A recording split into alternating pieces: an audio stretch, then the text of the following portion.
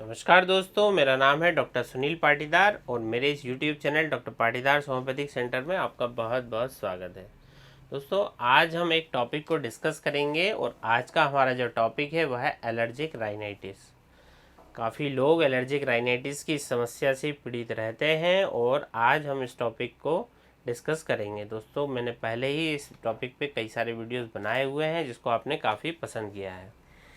आज भी इस वीडियो के माध्यम से हम एलर्जिक राइनाइटिस के बारे में जानेंगे कि ये क्या होता है, किन कारणों की वजह से होता है, मरीज में क्या क्या तकलीफ़ें होती हैं और वो कौन सी ऐसी वेरी इफ़ेक्टिव होम्योपैथिक मेडिसिन है जिसकी मदद से आप अपनी समस्या को परमानेंटली ठीक कर सकते हैं। दोस्तों, मैं उन्हीं दवाइयों के बारे में आपको बताऊंगा जिनके क्लिनिकल रिजल्ट बहुत ही अच्छे हैं।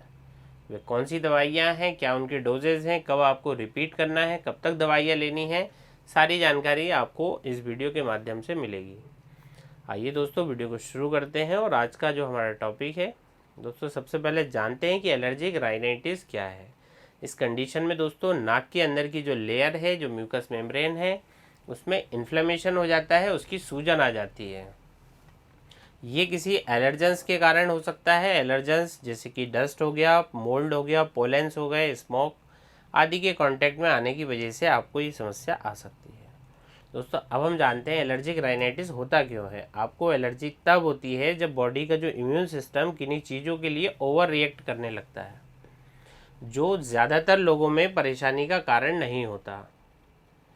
इन एलर्जेंस के बॉडी के कांटेक्ट में आते ही बॉडी में कुछ केमिकल्स रिलीज होने लगते हैं, जिसमें कि एक केमिकल होता है जिसका नाम है हिस्टामिन, जो कि नाक के अंदर की जो लेयर है, जो कि म्यूकस मेम्ब्रेन है दोस्तों, उसमें वो कर देता है इन्फ्लेमेशन, उसकी सूजन कर देता है, जिसके कारण क्या होता है, एक्सेसिव म्यूकस डिस्चार्ज नाक के अंदर बनने लगता है और ये जो प्रोसेस है एलर्जिक राइनाइटिस के और भी सिम्टम्स को ये जन्म देती है। दोस्तों, अब हम बात करते हैं कि एलर्जिक राइनाइटिस के क्या कारण हो सकते हैं। जैसा कि मैंने आपको बताया कि एलर्जिक राइनाइटिस बॉडी के जो इम्यून सिस्टम है उसका एलर्जेंस के अगेंस्ट ओवर रिएक्शन होता है। ये एलर्जेंस छोटे छोटे टीनी पार्टिकल्स में होते हैं जो कि एयरबॉर्न होते हैं। जब आप सांस लेते हैं तो आपकी सांस के माध्यम से ये आपके शरीर में प्रवेश करते हैं और प्रवेश करने के बाद ये एलर्जेंस और आपकी बॉडी के इम्यून सिस्टम दोस्तों इनमें फाइट होती है और उसका जो एंड रिजल्ट होता है उससे कुछ सिम्टम्स प्रोड्यूस होते हैं और कई तरह के एलर्जेंस जैसे कि एलर्जिक राइनाइटिस का वो कारण बनते हैं। उनमें जो पहला है हाउस डस्ट माइट्स। ये हाउस डस्ट माइट टिनी आकार के बहुत इंसेक्ट होते हैं, छोटे छोटे इंसेक्ट होते हैं, कीड़े टाइप के ये होते हैं दोस्तों, जो कि नग्न आँखों से नहीं दिखाई देते हैं। ये हमारी स्किन की जो डेड सेल्स होती हैं इन पे ये दोस्तों फीड करते हैं और वहाँ ये ग्रो करते हैं, उन्हें यहाँ से भोजन पानी मिलता है। इसके अलावा ये कहाँ पाए जा सकते हैं, ये हमारे जो कारपेट्स होते हैं, हमारे फर्नीचर्स पे, हमारे बैग्स के ऊपर दोस्तों, इन सब चीज़ों के ऊपर ये मिल सकते हैं और ये इतने आकार में इतने छोटे होते हैं दोस्तों कि ये दिखते नहीं हैं। ये जो इंसेक्ट होते हैं इनके मल में केमिकल होता है और उसकी वजह से हमें एलर्जी होती है। दोस्तों, दूसरा कारण है पोलेंस यानी पेड़ और घास से ये पोलेंस आते हैं दोस्तों, और ये एलर्जिक राइनाइटिस यदि पोलन के कारण होती है तो उस कंडीशन को हम है फीवर भी बोलते हैं। अगला कारण होता है दोस्तों एनिमल्स। ज़्यादातर लोग जो डॉग्स या कैट इस तरह के पेट एनिमल्स को पालते हैं दोस्तों, और इनके अगेंस्ट में कुछ लोगों को एलर्जी हो जाती है, एलर्जिक राइनाइटिस देखा जाता है। हालांकि कुछ लोगों में चूहे और जो आपकी जो खरगोश हैं इनसे भी दोस्तों एलर्जिक रिएक्शन देखा जाता है, उनको एलर्जिक राइनाइटिस इनके अगेंस्ट में देखा जाता है। और ये देखा गया है कि एलर्जिक राइनाइटिस इन एनिमल्स के जो फर होते हैं दोस्तों इनकी वजह से नहीं होती है। पहले ऐसा माना जाता था कि इनके फर की वजह से होती है, लेकिन इन एनिमल्स की भी जो डेड स्किन है, जो फ्लैक्स हैं इनमें, या इनके जो सलाइवा है, इनकी जो यूरिन है दोस्तों, इनमें कुछ केमिकल्स होते हैं, इनकी वजह से ये एलर्जिक राइनाइटिस होता है।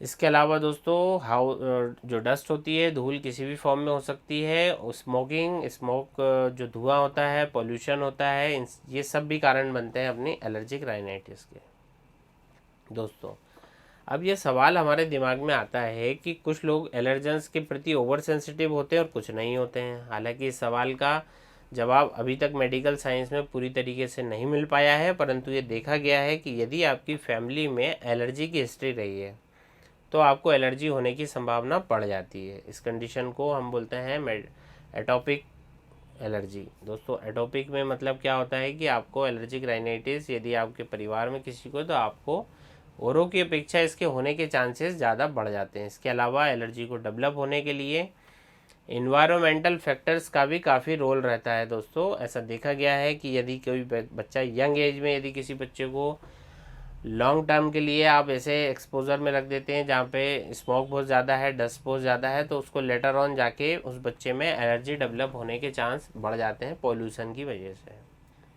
दोस्तों अब हम बात करते हैं कि एलर्जिक राइनाइटिस के क्या सिम्टम्स होते हैं, क्या लक्षण होते हैं। एलर्जिक राइनाइटिस के कुछ सिम्टम्स कॉमन कोल्ड यानी सर्दी जुकाम जैसे दिखने लगते हैं दोस्तों, जैसे कि गले में खराश का होना, जिसे हम सॉर थ्रोट भी बोलते हैं, लगातार छींके आना, नाक बहना, नाक का बंद हो जाना, आवाज़ का भारी हो जाना, कर्कश हो जाना, आपके मुंह और स्किन में दोस्तों खुजली होती है, इचिंग का होना, यानी कि आपके जो तालू है इसमें आपको खुजली हो सकती है, नाक में खुजली हो सकती है, कानों तक भी ये जा सकती है। कुछ लोगों को दोस्तों सिम्टम्स आते हैं, हालांकि ये बहुत कम होते हैं, कि हाई ग्रेड फीवर उनको होने लगता है, साथ में हेडेक होता है और कानों में बहुत तेज़ दर्द भी हो सकता है। आँखों में इरिटेशन, चेहरे और कानों में दबाव सा एक महसूस होना दोस्तों, और जो स्मेल होती है, जो टेस्ट होता है, ये सब का उनमें लॉस पाया जाता है, उनको स्मेल फील नहीं हो पाती। फिर दोस्तों एलर्जेंस के कांटेक्ट में आते ही ये सिम्टम्स शुरू हो जाते हैं, 2 से 3 दिनों के लिए बहुत तीव्र रहते हैं और उसके बाद ग्रेजुअली ये इम्प्रूव्ड होते हैं। एडल्ट्स में और बड़े बच्चों में ये सिम्टम्स यूजली 7 से 10 दिनों के लिए रह सकते हैं। वहीं छोटे बच्चों में ये सिम्टम्स दोस्तों 10 से 15 दिनों के लिए भी रह सकते हैं। दोस्तों जब एलर्जिक राइनाइटिस के कुछ सिम्टम्स पोलेंस के कारण होते हैं तो सीजनल एलर्जी हम उसको कहते हैं, और कुछ लोगों में जो एलर्जिक राइनाइटिस के सिम्टम्स दोस्तों पूरे साल भी देखे जाते हैं। अब सवाल आता है दोस्तों कि एलर्जिक राइनाइटिस के इन सिम्टम्स के आने पर कब आपको डॉक्टर से संपर्क करना चाहिए। दोस्तों अगर ये सिम्टम्स के कारण आपको नींद डिस्टर्ब हो रही है, यदि आपको इन सिम्टम्स की वजह से आपका जो डेली रूटीन की एक्टिविटीज़ हैं, आप अपना काम, वर्क परफॉर्मेंस अच्छे से नहीं कर पा रहे हैं, बच्चा है स्कूल में परफॉर्म नहीं कर पा रहा है, आप ऑफिस में परफॉर्म नहीं कर पा रहे हैं, तब आपको अपने निकट के होम्योपैथिक डॉक्टर से इसके लिए ज़रूर मिलना चाहिए। एक अच्छे होम्योपैथिक स्पेशलिस्ट से आप संपर्क करना चाहिए यदि आपको एलर्जिक राइनाइटिस के ये सिम्टम्स हैं। दोस्तों यदि इनके ट्रीटमेंट ना किया जाए तो ये प्रॉब्लम बढ़ सकती है और कई सारे कॉम्प्लिकेशन भी कॉज कर सकती है, जिसमें पहला होता है कि नोज़ ब्लॉक होने से आपको रात में नींद ना आने की परेशानी होगी, आप सो नहीं पाएंगे, जिसके कारण अगले दिन आपको नींद आएगी और दिन में नींद आएगी, जिससे आप इरिटेट रहेंगे और काम में कंसंट्रेशन नहीं कर पाएंगे। इसके बाद दोस्तों देखा गया है कि कुछ लोगों में अस्थमा के सिम्टम्स भी इससे ट्रिगर होते हैं। अस्थमा के सिम्टम्स को विस्तार से समझने के लिए दोस्तों मैंने एक वीडियो बनाया हुआ है, लिंक मैं दे दूंगा आपको डिस्क्रिप्शन में। अस्थमा का दोस्तों होम्योपैथिक इलाज बहुत ही सटीक रहता है और इसको मैंने बहुत अच्छे डिटेल में विस्तार से बताया है उस वीडियो में, आप ज़रूर देखिए। एलर्जिक राइनाइटिस की वजह से दोस्तों नेज़ल पॉलिप भी हो सकते हैं। नाक के अंदर की जो म्यूकस मेम्ब्रेन है इसमें स्वेलिंग आ जाती है और इसके आसपास जो साइनसेस होते हैं दोस्तों ये भी ग्रो करने लगते हैं। इनमें म्यूकस, एयर की जगह इसमें म्यूकस फिल्ड हो जाता है, इन्फेक्शन हो जाता है। साथ ही साथ नेज़ल पॉलिप बन जाते हैं। ये नेज़ल पॉलिप जब छोटे होते हैं तो सिंगल होते हैं, जैसे जैसे इनका साइज़ बढ़ता है तो ये ग्रुप्स में बनने लगते हैं दोस्तों, पूरी तरीके से नाक को ये बंद कर देते हैं। ब्रीथिंग में डिफ़िकल्टी कॉज ये करते हैं, स्मेल को लॉस कर देते हैं, स्मेल नहीं आती फिर आपको। और ये जो साइनसेस है दोस्तों यदि ये ब्लॉक हो जाते हैं तो आपको और दूसरे कॉम्प्लिकेशन आ सकते हैं। साइनसेस में इन्फ्लेमेशन हो जाता है, इन्फेक्शन हो जाता है। दोस्तों साइनसेस एक्चुअली क्या करते हैं, आपके म्यूकस, एक म्यूकस, नेचुरल म्यूकस का ही प्रोडक्शन करते हैं। ये म्यूकस आपके एलर्जन से, आपके फॉरेन बॉडी से आपके शरीर को ये बचाने का काम करते हैं। लेकिन जब इन्फेक्शन इसमें हो जाता है तो ये चैनल ब्लॉक हो जाते हैं और ब्लॉक साइनसेस में इन्फेक्शन हो जाता है जो कि साइनसाइटिस का कारण बनता है। इसके बाद मरीज को अन्य सिम्टम्स आते हैं, स्नोरिंग है, खर्राटे हैं, ब्रीथिंग डिफ़िकल्टी है, लॉस ऑफ स्मेल, और इसमें ऑब्स्ट्रक्टिव स्लीप एपनिया भी हो जाता है। दोस्तों अगला कॉम्प्लिकेशन है इन्फेक्शन की। यदि एलर्जिक राइनाइटिस की वजह से यदि आपके कान की ट्यूब में इन्फेक्शन हो गया, क्योंकि दोस्तों ये सब कनेक्टेड रहते हैं आपस में, ईएनटी जो होता है नाक कान गला, आपकी नाक का इन्फेक्शन, आपके गले का इन्फेक्शन आपके कानों तक जा सकता है। एलर्जिक राइनाइटिस की वजह से इस ट्यूब में सूजन आ जाती है, कान की मिडिल ईयर में सूजन आ जाती है, इन्फेक्शन हो जाता है। उसके बाद दोस्तों मरीज को कई सारे सिम्टम्स आने लगते हैं, जैसे कि उसके कान में बहुत तेज़ वाला दर्द हो सकता है, साथ में फीवर रह सकता है, हियरिंग लॉस हो सकती है। दोस्तों मुझे उम्मीद है कि वीडियो को आप ज़रूर से पसंद कर रहे हैं। आइए अब चलते हैं जल्दी से इसके होम्योपैथिक ट्रीटमेंट में नज़र डालते हैं, आखिर इसका ट्रीटमेंट क्या है।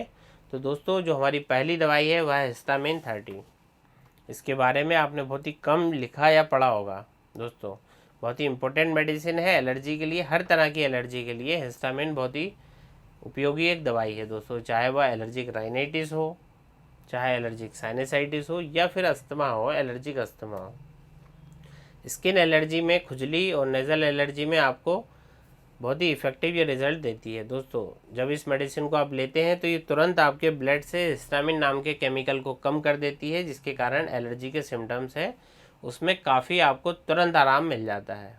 दोस्तों बहुत ही फास्ट ये असर करती है। यदि आप इस दवा को लंबे समय तक लेंगे तो आपकी एलर्जी हमेशा के लिए ठीक हो जाएगी। दोस्तों इस मेडिसिन को आपको 30 पोटेंसी में यूज़ करना है, 2-2 बूंद डायरेक्टली ऑन टंग, दिन में 3 बार।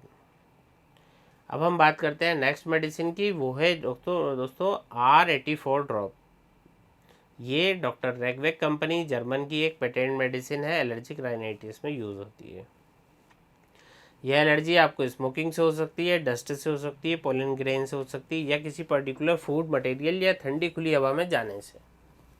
पेशेंट को बहुत ज़्यादा छींकें आती हैं, आंखों में जलन होती है, नाक बहती है, तो इस मेडिसिन का आप उपयोग करें R84। इस मेडिसिन में मेनली दोस्तों हिस्टामिन भी मिला हुआ है और साथ में मिला हुआ है एड्रेनालिन। दोस्तों ये एलर्जी के इलाज में बहुत अच्छा एक्ट करती है।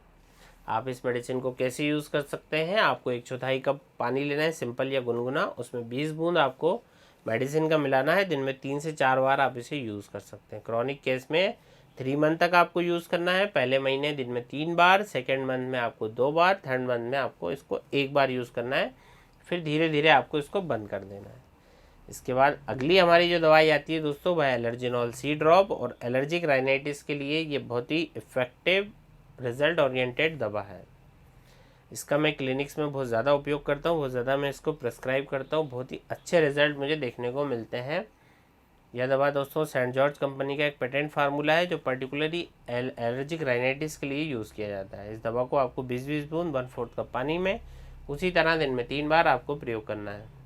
दोस्तों सभी दवाइयों में आपको 5-5 मिनट का गैप मेंटेन करना है।